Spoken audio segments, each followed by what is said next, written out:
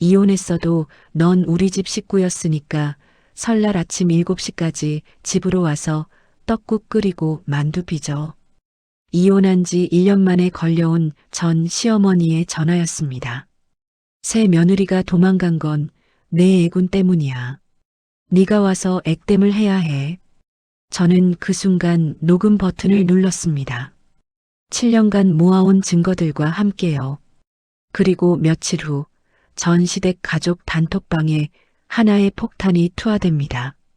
도박 영상, 횡령 장부, 불륜 증거까지 그들이 쌓아온 거짓 평화가 한순간에 무너지기 시작했습니다. 오늘의 사연 지금 시작합니다. 오늘도 찾아주셔서 감사합니다.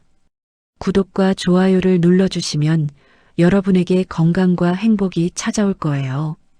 오늘 하루도 행복하고 기쁜 일만 가득하시길 바랍니다. 저희 영상은 실화 바탕의 재구성 또는 창작된 시나리오를 바탕으로 제작되었으며 이해를 돕기 위해 AI 생성 이미지를 활용했습니다. 영하 10도의 한파가 몰아치는 토요일 오후였습니다. 회사에서 야근을 마치고 퇴근한 저는 원룸 침대에 몸을 던졌습니다. 이혼한 지 1년 만에 찾아온 평온한 주말이었습니다. 휴대폰이 울렸습니다. 발신자 표시에 떠오른 이름을 보고 저는 손이 굳어버렸습니다. 전 시어머니라는 세 글자가 화면을 채우고 있었습니다. 1년 동안 단 한 번도 연락이 없던 사람이었습니다. 저는 본능적으로 녹음 버튼을 눌렀습니다. 7년간의 결혼 생활에서 배운 유일한 생존 기술이었습니다. 떨리는 손으로 통화 버튼을 눌렀습니다. 여보세요. 전 시어머니의 목소리가 수화기 너머로 들려왔습니다. 이번 설 만두는 네가 와서 빚어야겠다. 인사도 없이 던진 첫마디였습니다. 저는 귀를 의심했습니다. 이혼한 지 1년이 지난 전 며느리에게 명절 음식을 만들러 오라는 말이었습니다. 어머님, 저희 이혼한 지 1년이 넘었는데요. 제 목소리가 떨렸습니다. 전 시어머니는 코웃음을 쳤습니다. 이혼했다고 우리 집이랑 인연이 끊어지는 줄 알아? 7년을 우리 집 밥 먹고 살았으면 은혜를 갚아야지. 전 시어머니가 숨을 크게 들이마시며 말을 이었습니다. 새로 들인 며느리가 명절 준비는 안 하고 친정으로 도망가 버렸어. 내 나쁜 애군이 아직도 우리 집에 남아있나 봐. 네가 와서 떡국 끓이고 만두 빚어서 액땜을 해야겠어. 저는 핸드폰을 꽉 쥐었습니다. 손톱이 손바닥에 파고드는 아픔이 느껴졌습니다. 기가 막혀서 말이 나오지 않았습니다. 새해 조상님께 인사는 드려야 도리 아니겠어? 이혼했어도 넌 우리 집 귀신이나 다름없으니까. 전 시어머니의 목소리가 점점 높아졌습니다. 설날 아침 7시까지 집으로 와. 친척들 한 10댓 명 오는데 네가 준비 안 하면 누가 해? 떡국 끓이고 만두도 빚고 잡채에 전이랑 나물까지 다 네가 해야 돼. 저는 깊게 숨을 들이마셨습니다. 7년 동안 참았던 말들이 목구멍까지 차올랐습니다. 어머님, 저는 더 이상 그 집 며느리가 아닙니다. 명절 준비는 새 며느리분이 하시거나 어머님께서 직접 하세요. 제 목소리는 예상외로 차분했습니다. 전 시어머니가 비명처럼 소리쳤습니다. 이 배은망덕한 것이 네가 우리 집 망쳐놓고 이제 와서 모른 척이야? 내 애군 때문에 새 며느리도 도망간 거라고. 전화를 끊으려는 순간 전 시어머니가 마지막으로 내뱉었습니다. 조상님 제사상에 내 이름 올려서 저주할 거야. 새해부터 좋은 일 하나도 없을 줄 알아. 통화가 끊어졌습니다. 저는 녹음 파일을 확인했습니다. 5분 38초의 광기가 고스란히 담겨 있었습니다. 손이 떨렸습니다. 분노 때문인지 억울함 때문인지 알 수 없었습니다. 녹음 파일을 저장하고 백업까지 마쳤습니다. 10분 후 문자 메시지가 도착했습니다. 전 남편이었습니다. 우리 엄마가 설 앞두고 화병으로 쓰러지기 일보 직전이야. 네가 예전에 쓰던 명절 식기 세트 할부금이라도 갚는 셈 치고 이번 한 번만 와서 도와줘. 부탁이야.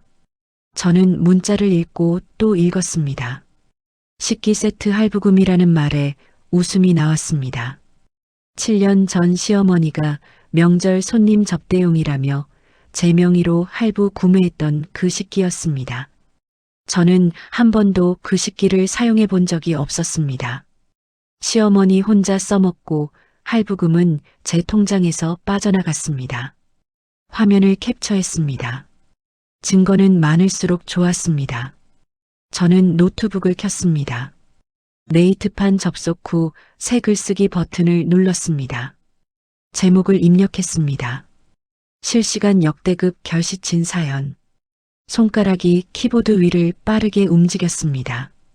이혼 1년차 전 시어머니가 설날 만두 빚으러 오라고 전화한 사실부터 시작했습니다. 녹음 파일의 주요 내용을 발췌해 옮겼습니다. 전 남편의 문자 메시지 캡처도 첨부했습니다. 이혼했어도 우리 집 귀신이라는 표현에 네티즌들이 분노할 것을 알았습니다. 액땜을 위해 명절 음식을 혼자 만들라는 대목에서 댓글이 폭발할 것도 예상했습니다. 글을 다 쓰고 게시 버튼을 눌렀습니다. 새로 고침을 누를 때마다 조회수가 올라갔습니다. 100, 500, 1000, 3000. 댓글이 달리기 시작했습니다. 미쳤네요, 진짜. 이혼한 며느리한테 명절 음식 만들러 오라니. 액땜이라는 게 말이 됩니까? 경찰 신고 각입니다. 1시간 만에 조회수가 5만을 넘었습니다. 베스트 게시물에 등극했습니다. 실시간 검색어 상위권에 결시친이라는 단어가 올라왔습니다. 저는 화면을 보며 차가운 미소를 지었습니다. 이제 시작이었습니다. 다음 날 일요일 아침이었습니다. 9시에 회사 정문 앞에서 휴대폰이 울렸습니다. 경비실에서 걸려온 전화였습니다. 대리님, 로비에 찾아오신 분이 계신데요. 전 남편분이라고 하시는데. 저는 눈을 감았습니다. 예상했던 수순이었습니다. 5분 후에 내려가겠습니다. 로비로 내려가는 엘리베이터 안에서 핸드폰 카메라를 켰습니다. 동영상 녹화 준비를 마쳤습니다. 엘리베이터 문이 열렸습니다. 전 남편이 로비 중앙에 서 있었습니다. 헝클어진 머리에 구겨진 옷차림이었습니다. 야, 너 미쳤어? 인터넷에 우리 집안 망신을 이렇게 시켜? 전 남편이 소리쳤습니다. 주말 출근한 직원들이 쳐다봤습니다. 저는 조용히 녹화 버튼을 눌렀습니다. 글 당장 내려. 안 그러면 너도 가만 안 둬. 전 남편이 제 팔을 잡으려 했습니다. 저는 한 발 물러섰습니다. 손대지 마세요. 여기 CCTV 다 찍히고 있어요. 목소리를 높였습니다. 주변 사람들의 시선이 집중됐습니다. 글 내리라고. 우리 엄마가 그 글 때문에 혈압 올라가서 응급실 갈 뻔했어. 전 남편의 얼굴이 붉게 달아올랐습니다. 저는 차분하게 말했습니다. 저는 사실만 썼어요. 이혼한 지 1년 된 전 며느리에게 설날 명절 음식 만들러 오라고 한 거 사실 아닌가요?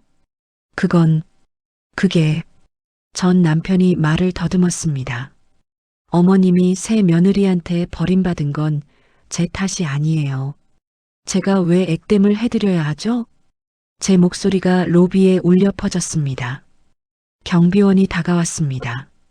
손님, 여기서 소란 피우시면 안 됩니다. 전 남편이 경비원을 밀쳤습니다. 경비원이 비틀거렸습니다. 저는 그 장면을 놓치지 않고 촬영했습니다. 보안팀 연락 부탁드립니다. 저는 경비원에게 말했습니다. 보안팀 직원 2명이 달려왔습니다. 전 남편의 양팔을 붙잡았습니다. 나라고. 야, 너 이러고도 잘 살 수 있을 것 같아? 전 남편이 발버둥 쳤습니다. 보안팀이 그를 로비 밖으로 끌고 나갔습니다. 저는 녹화를 멈췄습니다. 3분 42초의 영상이었습니다. 전 남편의 폭력성과 협박이 고스란히 담겨 있었습니다. 집으로 돌아와 영상을 컴퓨터에 옮겼습니다. 네이트판 게시물에 추가 업로드를 준비했습니다. 그때 전화벨이 울렸습니다. 친정 엄마였습니다. 불안한 예감이 스쳤습니다. 엄마, 무슨 일이야? 딸아. 엄마 목소리가 떨리고 있었습니다. 아까 내 시어머니한테 전화 왔는데 심장이 철렁 내려앉았습니다. 뭐라고 했어? 딸 자식 이혼시키고 새해부터 속이 시원하냐고. 가정교육을 어떻게 시켰길래 이 모양이냐고. 엄마의 목소리가 점점 작아졌습니다. 엄마 괜찮아? 괜찮아. 괜찮은데. 그냥 갑자기 가슴이 너무 답답해서 엄마가 숨을 헐떡였습니다. 뭔가 이상했습니다. 엄마, 지금 어디야? 혹시 어지러워? 응, 조금. 전화기 너머로 쿵 하는 소리가 들렸습니다. 엄마, 엄마. 아빠의 다급한 목소리가 들렸습니다. 여보, 여보. 딸아, 엄마가 쓰러졌다. 지금 119 부른다. 전화가 끊어졌습니다.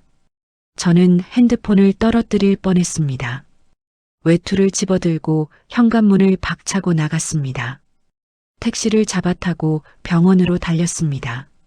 차 안에서 두 손을 꽉 쥐었습니다. 손톱이 손바닥에 파고들었지만 아픈 줄도 몰랐습니다. 응급실 대기실에 도착했을 때 아빠가 서 계셨습니다. 아빠의 눈이 빨갛게 충혈되어 있었습니다. 엄마는요? 지금 검사 중이다. 혈압이 너무 높이 올라가서 의사 선생님이 스트레스성 쇼크라고. 아빠가 제 어깨를 붙잡았습니다. 내 시어머니가 무슨 말을 했길래 엄마가 이렇게 된 거냐? 저는 대답할 수 없었습니다. 엄마가 전 시어머니한테 얼마나 끔찍한 욕설을 들었는지 상상하고 싶지 않았습니다. 의사가 나왔습니다. 보호자분이십니까? 네, 딸입니다. 환자분이 극심한 스트레스로 혈압이 급상승했습니다. 당분간 안정이 필요하고 입원 치료가 필요할 것 같습니다. 저는 고개를 끄덕였습니다. 병실로 옮겨진 엄마의 얼굴은 창백했습니다. 엄마 손을 잡았습니다. 차가운 손이었습니다. 저는 그 순간 결심했습니다. 더 이상 참지 않기로요. 그동안 빠른 탈출을 위해 덮어두었던 모든 증거를 꺼내기로요. 전 시댁을 완전히 무너뜨리기로요. 병원 복도로 나와 전화기를 꺼냈습니다. 변호사 사무실 번호를 눌렀습니다. 여보세요. 법률사무소입니다. 명예훼손과 협박죄로 고소하고 싶습니다. 그리고 정신적 피해에 대한 민사소송도 함께요. 제 목소리는 차분했습니다. 하지만 손은 떨리고 있었습니다. 분노 때문이 아니었습니다. 이제는 확신 때문이었습니다. 병실 창밖으로 눈이 내리기 시작했습니다. 엄마는 링거를 맞으며 잠들어 계셨습니다. 저는 옆 의자에 앉아 핸드폰을 켰습니다. 외장하드에 저장해둔 폴더를 열었습니다. 증거라는 이름의 폴더였습니다. 7년 전으로 돌아가야 했습니다. 결혼 초기부터 모든 게 시작되었으니까요. 신혼 첫날부터 전 시어머니는 제 월급 통장을 요구했습니다. 며느리가 돈을 따로 관리하면 집안이 화목하지 못해. 내가 대신 관리해 줄게. 시어머니가 제 손에서 통장을 빼앗아 갔습니다. 전 남편은 옆에서 아무 말도 하지 않았습니다. 매달 월급날이 되면 시어머니는 제 통장에서 80%를 빼갔습니다. 명절 상차림 비용이라는 명목이었습니다.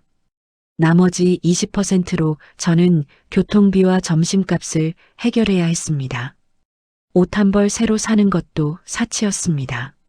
저는 그때부터 은행 거래 내역을 모두 출력해 보관했습니다. 매달 빠져나가는 돈의 흐름을 기록했습니다. 7년간의 거래 내역이 파일 하나에 가득했습니다. 결혼 첫 해 설날이 다가왔습니다. 시어머니가 저를 부엌으로 불렀습니다. 올해는 친척들이 15명 정도 올 거야. 네가 아침 일찍 와서 떡국 끓이고 만두 빚고 전 부치고 해야 돼. 시어머니의 목소리는 명령조였습니다. 혼자서요? 제가 되묻자 시어머니가 눈을 부라렸습니다. 며느리가 명절에 일하는 게 당연한 거 아니야? 나도 시집 와서 다 했어. 설날 새벽 5시부터 부엌에 섰습니다. 난방이 잘 안 되는 부엌은 영하의 날씨처럼 차가웠습니다. 손이 시려워 칼질을 할 때마다 손가락이 떨렸습니다. 만두피를 빚고 소를 넣고 빚기를 반복했습니다. 150개를 빚는데 4시간이 걸렸습니다. 손목이 욱신거렸습니다. 떡국을 끓이고 전을 부치는 동안 시댁 식구들은 거실에서 TV를 봤습니다. 전 남편도 소파에 누워 있었습니다. 여보, 좀 도와줄래? 제가 부탁하자 전 남편이 고개를 저었습니다. 남자가 부엌 일에 왜 나서? 우리 엄마도 혼자 다 했는데 너도 할 수 있어. 저는 입을 다물었습니다. 다시 부엌으로 돌아가 일을 계속했습니다. 오후 2시가 되어서야 모든 음식이 차려졌습니다. 친척들이 들어와 상을 보며 칭찬했습니다. 올해 음식이 맛있네요. 시어머니가 웃으며 대답했습니다. 제가 새벽부터 정성껏 준비했어요. 제가 만든 음식을 자기가 만든 것처럼 말했습니다. 저는 아무 말도 하지 못했습니다. 식사가 끝나고 설거지를 할 때였습니다. 손목이 너무 아파서 그릇을 놓칠 뻔했습니다. 그때부터 손목 통증이 시작됐습니다. 병원에 가서 검사를 받았습니다. 손목 터널 증후군이라는 진단을 받았습니다. 의사는 보호대를 착용하고 무리한 일을 피하라고 했습니다. 집에 돌아와 보호대를 찬 채로 시어머니께 말씀드렸습니다. 어머님, 손목이 많이 아파서 당분간 무거운 일은 못할 것 같아요. 시어머니가 코웃음을 쳤습니다. 젊은 것이 벌써 아프다고 난리야? 나는 너보다 더한 고생도 했어. 전 남편도 거들었습니다. 우리 엄마는 너보다 더한 고생도 했는데 아프단 소리 안 했어. 네가 너무 약한 거 아니야? 저는 그날부터 보호대를 차고도 집안일을 했습니다. 손목 통증은 점점 심해졌습니다. 결혼 3년 차 되던 해였습니다. 시어머니가 갑자기 큰 금액을 요구했습니다. 명절 음식 재료비랑 친척들 선물 사려면 300만 원이 필요해. 내 이름으로 대출 좀 받아. 저는 깜짝 놀랐습니다. 제 이름으로요? 그건 너무... 왜 시댁 명절 준비에 돈 못 쓰겠어? 며느리 노릇 제대로 할 생각이 없는 거야? 시어머니의 목소리가 높아졌습니다. 전 남편이 옆에서 거들었습니다. 그냥 해. 우리 엄마가 필요하다는데. 저는 결국 재산금융권에서 대출을 받았습니다. 고금리였지만 어쩔 수 없었습니다. 몇 달 뒤 우연히 알게 됐습니다. 시어머니가 그 돈으로 명절 준비를 한 게 아니라는 걸요. 시동생이 술에 취해 말을 흘렸습니다. 우리 엄마 요즘 도박장 자주 가시더라. 심장이 멎는 것 같았습니다.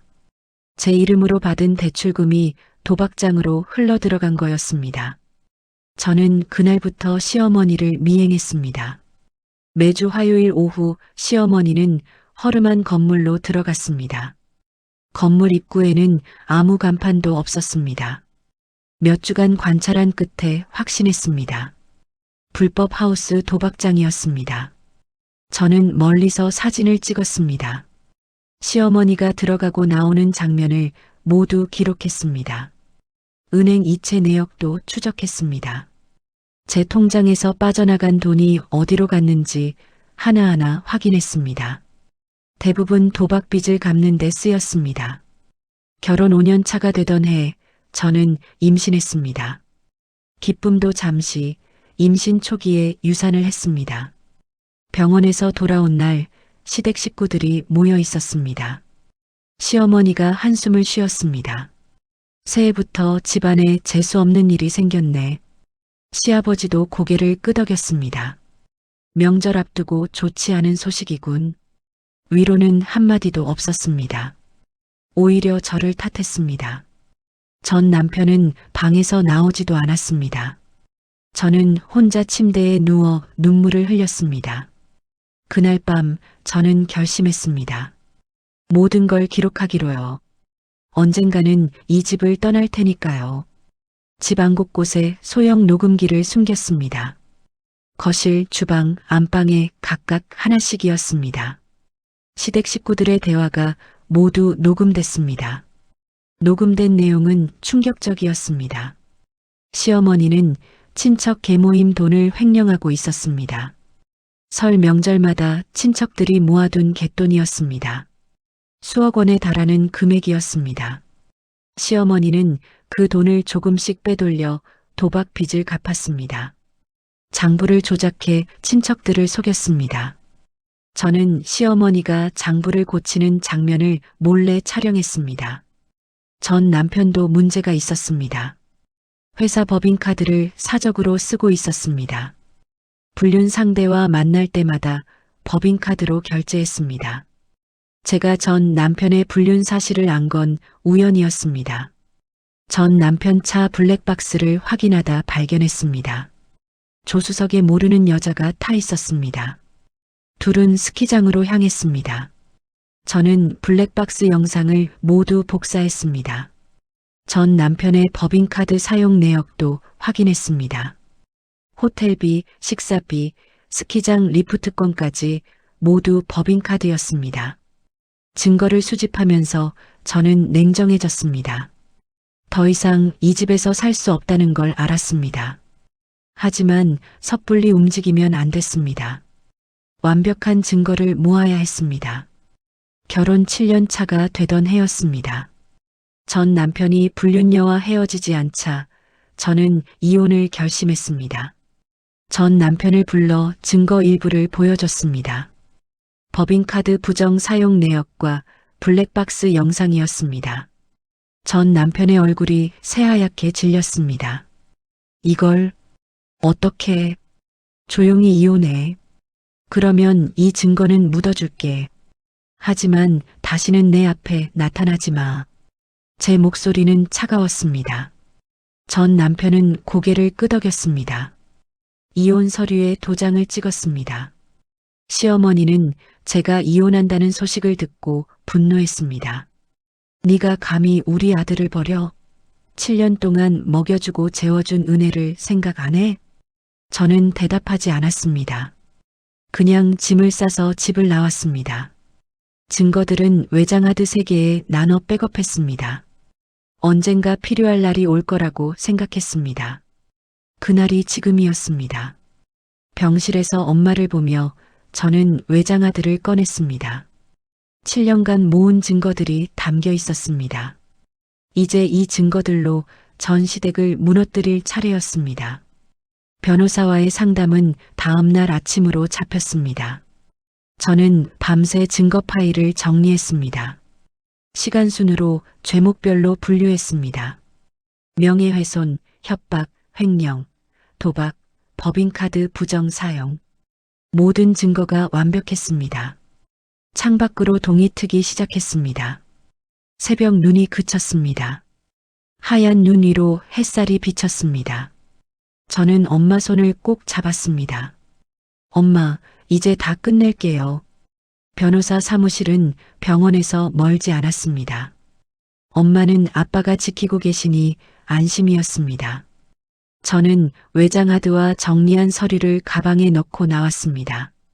법률사무소 문을 열고 들어갔습니다. 40대 중반으로 보이는 여성 변호사가 저를 맞았습니다. 앉으세요. 어떤 일로 오셨나요? 저는 가방에서 서류 뭉치를 꺼냈습니다. 전 시어머니와 전 남편을 고소하고 싶습니다. 명예훼손과 협박, 그리고 정신적 피해에 대한 민사소송도요. 변호사가 서류를 받아 훑어봤습니다. 눈빛이 점점 날카로워졌습니다. 증거가 탄탄하네요. 녹취록, 문자 메시지, 은행 거래 내역까지 다 있군요. 7년간 모은 겁니다. 제 목소리는 담담했습니다.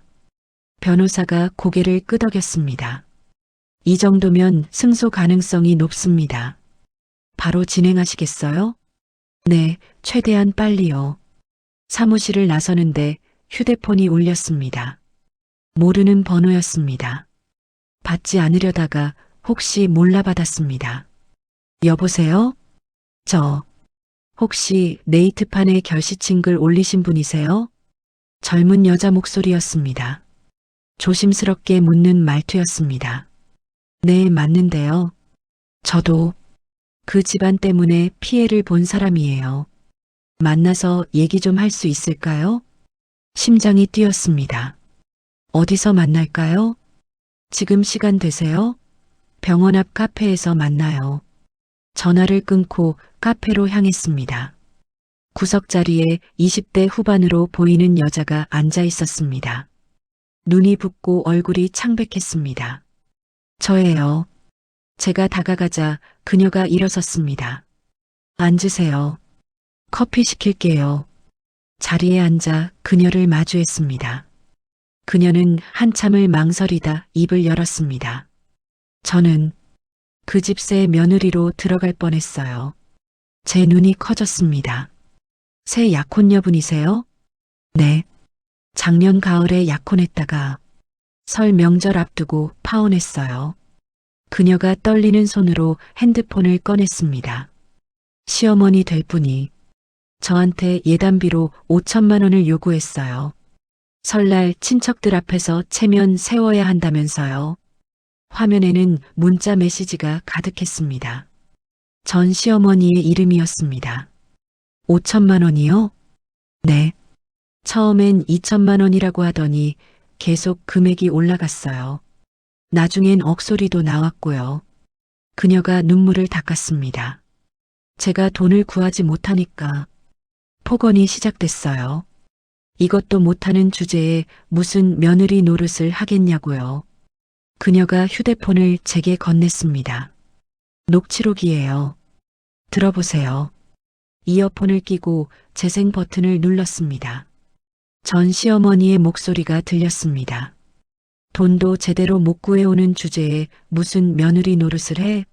네가 우리 집에 시집 오려면 그 정도는 준비해야지. 어머님, 5천만 원은 너무 큰 금액이에요. 제 월급으로는. 월급? 그러니까 대출 받으라는 거잖아. 며느리 될 사람이 시댁 체면도 안 세워줘? 욕설이 이어졌습니다. 차마 듣기 힘든 말들이었습니다. 이어폰을 빼고 그녀를 봤습니다. 이런 일을 당하셨군요. 그게 다가 아니에요. 그녀가 다른 파일을 열었습니다. 약혼자분. 그러니까 그 집 아들이요. 지금 회사에서 큰일 났어요. 무슨 일인데요? 공금 횡령이요. 회사에서 내부 감사 중이래요. 금액이 수억 원대라고 들었어요. 제 손이 떨렸습니다. 수억 원이요? 네. 설 연휴 전까지 돈을 메워야 하는데 그래서 언니한테 접근하려는 것 같아요. 그녀가 제 손을 잡았습니다. 언니 조심하세요. 그 사람들 돈 때문에 언니한테 다시 접근할 거예요. 저는 고개를 끄덕였습니다. 그녀가 전해준 정보는 결정적이었습니다. 카페를 나서는데 휴대폰에 알림이 왔습니다. SNS 친구 신청이었습니다. 제 계정으로 올라온 게시물이 보였습니다. 전 남편 설 보너스까지 들고 도망간 파렴치한 여자. 제가 쓴 글이 아니었습니다. 전 남편이 제 계정을 사칭한 거였습니다. 댓글이 달리기 시작했습니다. 이런 여자가 있다니. 남편 돈까지 가져갔네. 사기꾼 아니야? 손이 떨렸습니다. 분노가 치밀어 올랐습니다. 저는 즉시 SNS 운영팀에 신고했습니다. 계정 사칭과 명예훼손으로 신고 접수를 마쳤습니다. 화면을 캡처해 증거로 남겼습니다. 다음 날 출근했습니다. 회사 분위기가 이상했습니다. 동료들이 수군거리며 저를 쳐다봤습니다. 인사팀에서 연락이 왔습니다. 김 대리님, 잠깐 올라오실 수 있으세요? 인사팀장실에 들어갔습니다. 팀장이 심각한 표정으로 앉아 있었습니다. 앉으세요. 회사 인트라넷에 올라온 글 때문에 부르셨어요.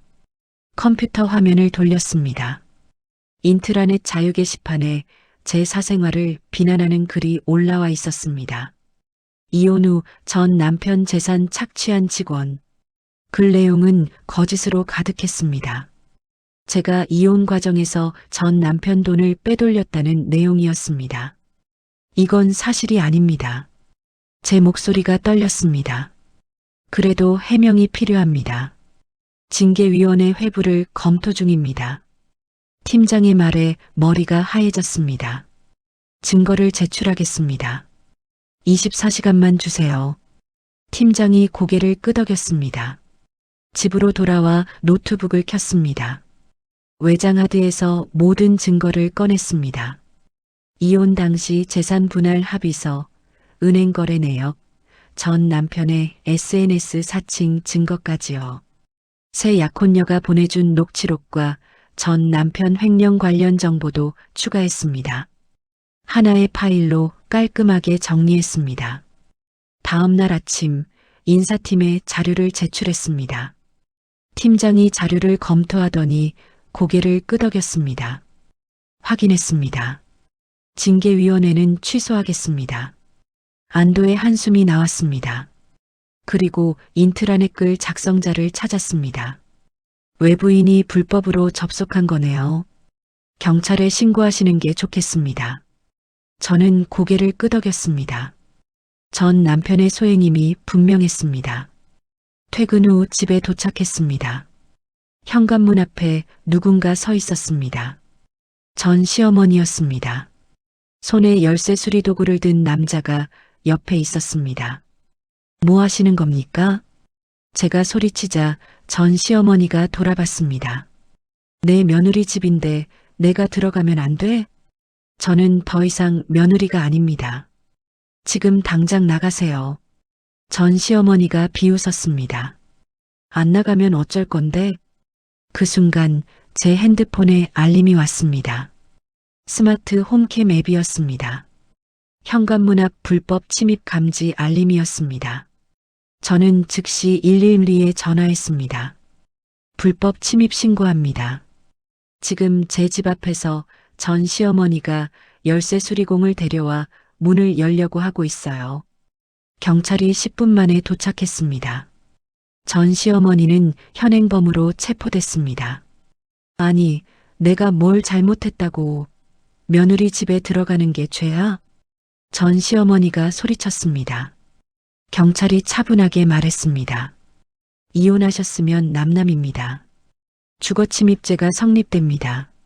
전 시어머니는 경찰차에 실려갔습니다. 다음 날 유치장 면회를 갔습니다. 전 시어머니가 철창 너머에 앉아 있었습니다. 얼굴이 초췌했습니다. 너 정말 이러려고? 전 시어머니의 목소리가 떨렸습니다. 어머님이 먼저 시작하셨잖아요. 내가 뭘 어쨌다고. 전 시어머니가 소리쳤습니다. 그러더니 갑자기 제 얼굴에 침을 뱉었습니다. 침이 유리창에 튀었습니다. 저는 천천히 핸드폰을 꺼냈습니다. 어머님, 마지막 기회를 드렸는데 거절하셨네요. 전 시어머니가 눈을 부릅댔습니다. 뭐? 저는 카카오톡을 열었습니다. 설 명절 가족 단톡방이 보였습니다.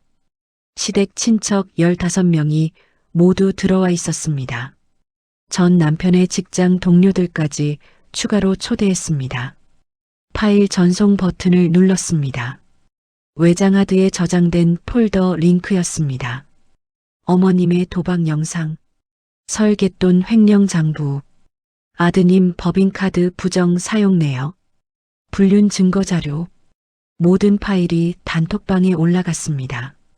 전 시어머니의 얼굴이 새하얗게 질렸습니다. 너. 저는 자리에서 일어났습니다. 설 명절 잘 보내세요, 어머님. 면회실을 나왔습니다. 핸드폰이 미친 듯이 울렸습니다. 단톡방이 폭발하고 있었습니다. 단톡방은 순식간에 아수라장이 됐습니다. 친척들의 메시지가 폭포수처럼 쏟아졌습니다. 이게 대체 무슨 짓이야? 우리 갯돈을 도박에 썼다고? 7년 동안 우릴 속인 거야? 전 시아버지의 메시지도 보였습니다. 당장 집으로 와. 다들 모여. 저는 단톡방을 나왔습니다. 더 이상 볼 필요가 없었습니다. 변호사에게서 연락이 왔습니다. 김 대리님, 전 남편 회사 감사팀에 자료 전달했습니다. 이메일로 공식 제보했어요. 감사합니다. 그리고 명예훼손 고소 접수도 완료했습니다. 곧 경찰 조사 시작될 겁니다. 전화를 끊고 회사로 향했습니다. 오늘은 중요한 프레젠테이션이 있는 날이었습니다. 개인적인 일로 업무에 지장을 줄 수 없었습니다. 회의는 성공적이었습니다. 부장님이 제 어깨를 두드렸습니다. 김 대리, 요즘 힘든 일 많다며? 그래도 일은 완벽하게 해내는구만. 감사합니다. 점심시간이었습니다. 새 약혼녀에게서 전화가 왔습니다. 언니, 큰일 났어요. 그 집 친척들이 지금 집 앞에 모여 있대요. 알아요. 제가 자료를 뿌렸거든요. 정말요? 잘하셨어요. 그녀의 목소리가 밝아졌습니다. 그리고 언니, 그 사람 회사에서 연락 왔어요. 오늘 오후에 직위 해제된대요. 심장이 두근거렸습니다. 확실해요? 네. 제가 아는 그 회사 직원한테 들었어요. 수억 원대 횡령이 확인됐대요. 드디어 시작됐습니다. 오후 3시였습니다. 전 남편 회사에서 공식 발표가 났습니다. 직원 게시판에 올라온 공지였습니다. 김모 과장, 법인카드 부정 사용 및 횡령 혐의로 직위 해제 및 출근 정지 처분. 회사는 즉시 손해배상 청구 소송을 제기했습니다. 형사고소도 함께 진행한다고 밝혔습니다. 저녁 무렵 새 약혼녀가 사진을 보내왔습니다. 전 시댁 집 앞이었습니다. 친척들이 현관문 앞에 모여 있었습니다. 누군가 집기를 들고 나왔습니다. 갯돈을 돌려받겠다며 난동을 부리는 모습이었습니다. 전 시아버지가 친척들을 말리고 있었습니다. 하지만 소용없어 보였습니다. 다음 날 아침이었습니다. 동네 성당 게시판에 대자보가 붙었다는 소식을 들었습니다. 새 약혼녀가 사진을 보내왔습니다. 도박 중독자의 민낯, 며느리 갈취와 갯돈 횡령의 진실, 전 시어머니가 평생 쌓아온 신앙인 이미지가 산산조각 났습니다. 오후에 전 시어머니에게서 전화가 왔습니다. 번호를 차단하지 않은 이유가 있었습니다. 모든 통화를 녹음하기 위해서였습니다. 여보세요. 너, 내가 죽어야 네가 만족하겠니? 전 시어머니의 목소리는 울음 섞여 있었습니다. 친척들이 다 돌아섰어. 성당 사람들도 나를 손가락질해. 이제 어떻게 살라는 거야? 저는 차분하게 대답했습니다. 어머님이 저한테 했던 대로 사시면 되죠. 어머님 조상님이 새해에는 도와주실 테니 걱정 마세요. 이 나쁜. 전화가 끊어졌습니다. 저는 녹음 파일을 저장했습니다. 이틀 후 전 남편의 불륜녀 소식이 들렸습니다. 새 약혼녀가 알려줬습니다.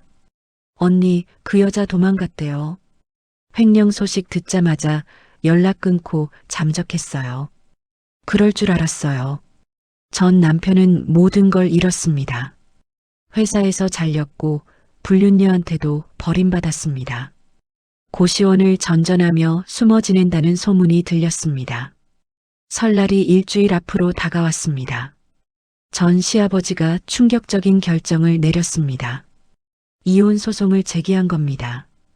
평생 모른 척했던 전 시아버지였습니다. 하지만 퇴직금까지 도박으로 날린 사실을 확인하고 분노했습니다. 전 시어머니는 설날 당일 집에서 쫓겨났습니다. 영하 15도의 한파가 몰아치는 날이었습니다. 새 약혼녀가 보내온 영상에는 캐리어를 끌고 나오는 전 시어머니의 모습이 담겨 있었습니다. 집은 은행 압류로 경매에 넘어갔습니다. 친척들의 빚과 도박빚이 산더미였습니다. 전 남편도 설날 연휴가 끝나자마자 경찰 조사를 받았습니다. 횡령 혐의가 확실했습니다. 회사는 수억 원대 손해배상 소송을 진행했습니다. 제 회사 로비에서 전 남편을 마주친 날이었습니다. 남루한 옷차림에 수척한 얼굴이었습니다. 제발 용서해줘. 한 번만 봐줘. 전 남편이 무릎을 꿇었습니다. 로비에 있던 사람들이 쳐다봤습니다. 일어나세요. 여기서 이러지 마시고요. 저는 차갑게 말했습니다. 회사 고소 취하해줘. 내가 평생 갚을게. 그건 제 권한 밖의 일이에요. 회사 법무팀에 연락하세요. 전 남편의 눈에서 눈물이 흘렀습니다. 하지만 저는 돌아섰습니다. 2월 중순이었습니다. 법원에서 판결이 나왔습니다. 명예훼손과 협박죄로 전 시어머니와 전 남편은 유죄 판결을 받았습니다. 민사소송도 승소했습니다. 정신적 피해에 대한 위자료 3천만 원이었습니다. 변호사가 축하 전화를 걸어왔습니다. 김 대리님, 완벽한 승리입니다. 강제 집행도 바로 시작할 수 있어요. 전 시댁의 남은 재산을 모두 압류했습니다. 중고차 한 대와 비상금 통장까지요. 3월 초였습니다. 전 남편은 횡령 혐의로 실형을 선고받았습니다. 징역 2년이었습니다. 법정 구속됐습니다. 전 시어머니는 빚쟁이들을 피해 지방으로 도망쳤다는 소식이 들렸습니다. 연고도 없는 작은 도시였습니다. 새 약혼녀가 찾아왔습니다. 카페에서 마주 앉았습니다. 언니 정말 대단해요. 끝까지 해내셨네요. 당신 덕분이에요. 정보가 없었으면 못했을 거예요. 그녀가 웃었습니다. 저도 덕분에 복수했어요. 속이 시원해요. 우리는 차를 마시며 이야기를 나눴습니다. 같은 고통을 겪은 사람끼리의 공감이었습니다. 언니, 앞으로 뭐 하실 거예요? 일단 엄마 모시고 여행 가려고요.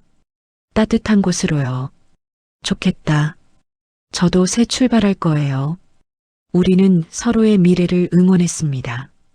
회사에서 좋은 소식이 왔습니다. 부장님이 저를 불렀습니다. 김대리, 이번 위기관리 능력이 인상적이었어. 팀에서 자네를 과장으로 추천하기로 했네. 감사합니다. 그리고 이번 분기 성과급도 특별히 책정됐어. 고생 많았어. 예상치 못한 승진과 보너스였습니다. 힘든 시간을 견딘 보상 같았습니다. 저녁에 병원에 갔습니다. 엄마는 완전히 회복하셨습니다. 퇴원 날짜도 잡혔습니다. 엄마, 퇴원하면 여행 가요. 따뜻한 남쪽 나라로요. 그래, 딸아. 이제 좋은 일만 있을 거야. 엄마가 제 손을 꼭 잡았습니다. 집으로 돌아와 노트북을 켰습니다. 네이트판 게시물에 마지막 업데이트를 올렸습니다. 결시친 후기 마이너스 완벽한 승리로 마무리합니다. 판결 결과와 과정을 간단히 정리했습니다. 댓글이 순식간에 수천 개 달렸습니다. 진짜 사이다네요. 끝까지 포기하지 않으셨네요. 저도 용기 얻었어요. 비슷한 처지의 사람들이 제 글을 보고 힘을 얻는다고 했습니다. 그것만으로도 의미 있었습니다. 창밖으로 봄 기운이 느껴졌습니다. 긴 겨울이 지나가고 있었습니다. 외장하드를 서랍에 넣었습니다. 이제 더 이상 필요 없었습니다. 모든 게 끝났으니까요. 핸드폰을 들고 여행 사이트를 검색했습니다. 따뜻한 남태평양 섬이 눈에 들어왔습니다. 엄마와 함께 가기 좋은 곳이었습니다. 예약 버튼을 눌렀습니다. 3월 말 출발이었습니다. 그날 밤 오랜만에 편안한 잠을 잤습니다. 악몽도 없었습니다. 7년 만에 처음이었습니다.